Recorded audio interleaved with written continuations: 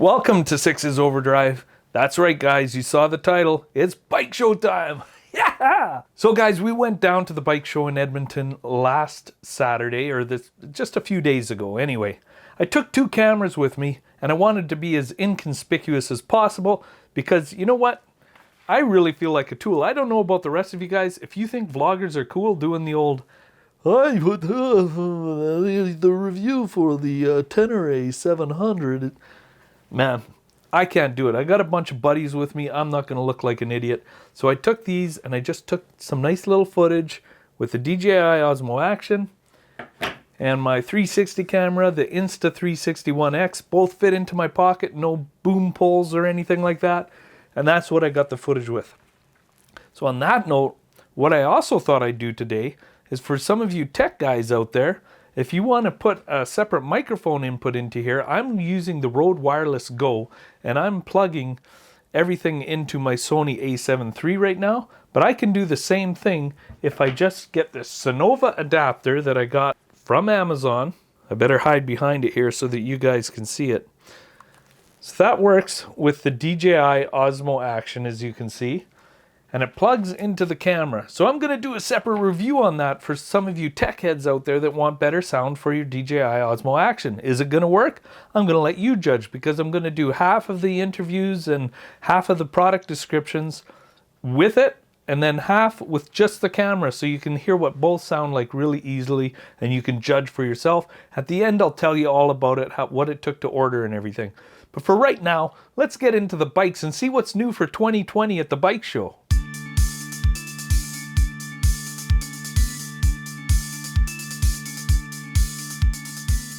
Well, can't wait to see the new bikes. But from what I can see, there's not a whole lot new out there this year.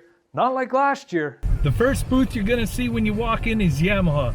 Now Yamaha, for me this year at least, is not a big deal because they've got the Tenere 700 is finally here, but there's a whole bunch of other European ones that didn't make it, and this Tenere 700 for me is way too tall, and I'm not that much into adventure bikes.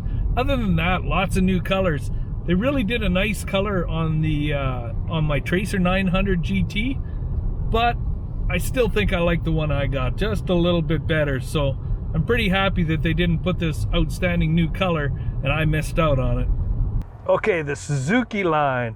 This year Suzuki actually did something. Usually they do absolutely nothing. And let's face it, they are still harvesting old technology, but let's go into it. So Suzuki, what they did was they're bringing back a classic. They're bringing back the Katana. It's all based on the Suzuki GSX 1000S, but, you know, kind of thrown back to the old square headlights and everything like that. And it's kind of neat. And then the other thing is they're upgrading the beloved V-Strom 1000. It's now going to be a 1050X, and they're going to make it more off-road worthy, as well as having a better dash and better lights and all that kind of stuff. But it looks like they're just upgrading that one, but it does look completely new, and it looks like a pretty neat adventure bike for those of you on a budget that want a pretty nice adventure bike. Kawasaki is hitting for the fences in the big bore category. They're going to go for the naked fence because they've got the H2 is now going to be an H2 naked. And so you're going to be able to have a 200 horsepower naked bike. It's going to be a heavy one, and it's going to be pricey, into the 20,000s Canadian. And other than that, Kawasaki didn't do a whole lot. More colors, but the H2 is pretty much that news. And that H2 platform, it's going on 4 years now, but they're just making the most out of it to get the most money they could squeeze out of that supercharged goodness. I really liked, one thing that I really liked was the Ninja 650. Pretty much not an exciting bike, right? But they really knocked it out of the park with the paint job on this thing this year. I really like the color scheme on it. Next, we have the boys in black from Harley Davidson.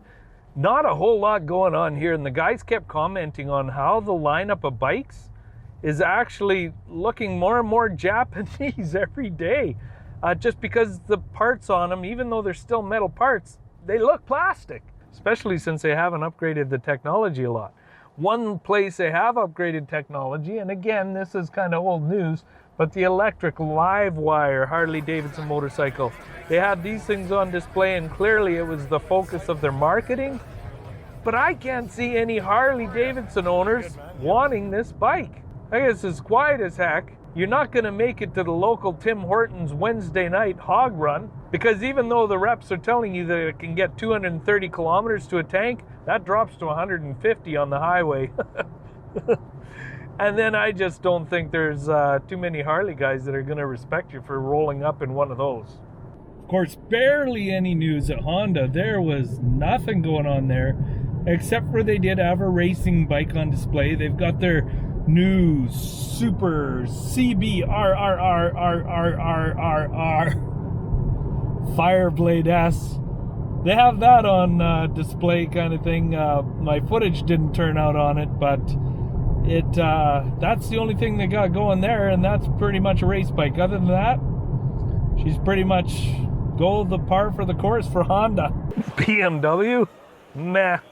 Well, you know, they always have the R9Ts and the S1000R. I always like looking at them, but there was not much to see this year over there.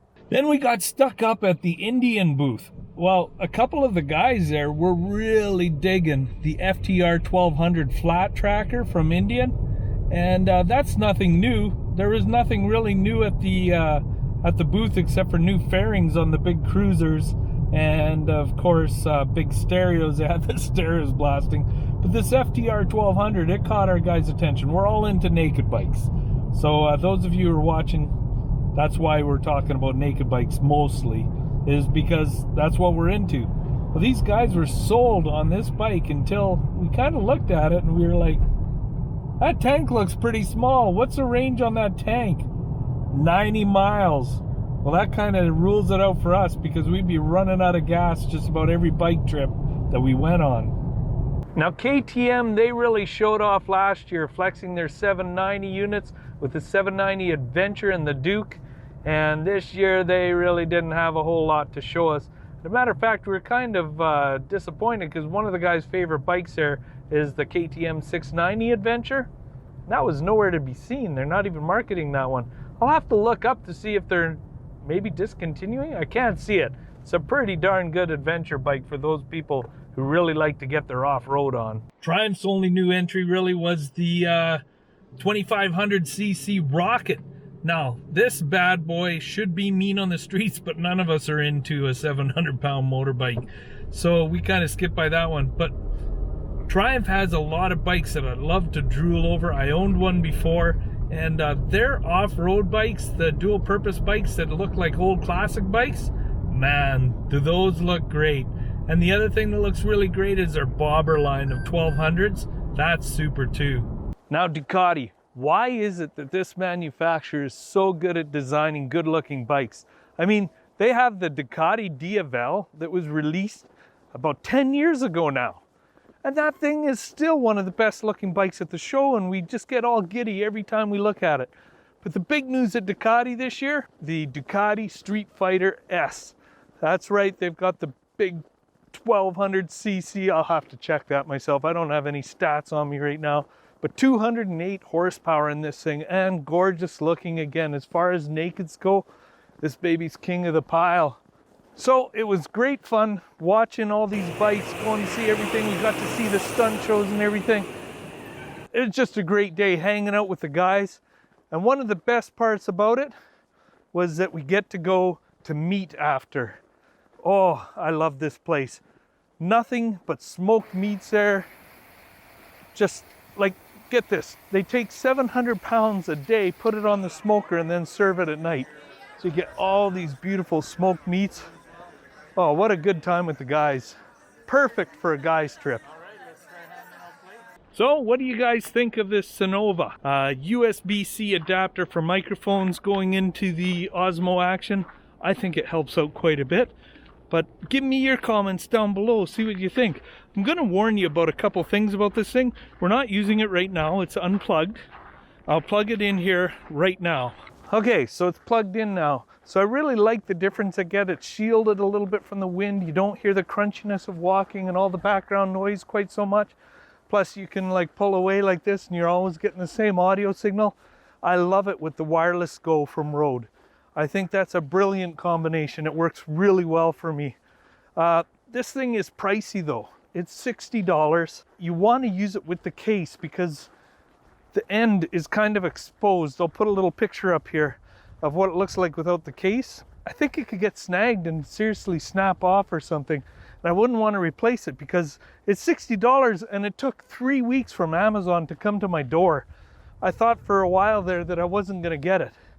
But like right now, we're walking into the wind, and without this plugged in, it would have been a little bit ugly. It's going to be a lot of wind noise if we don't have a lav or something like that on. So guys, that pretty much wraps it up for this video. Remember to share, like, comment, and subscribe if you liked what you see. If you have any more questions about this Cynova adapter or any questions about any of the motorbikes you saw at the show, or just comments that you wanted to, put them down below. This is Six's Overdrive, and I'm out of here. Bye-bye.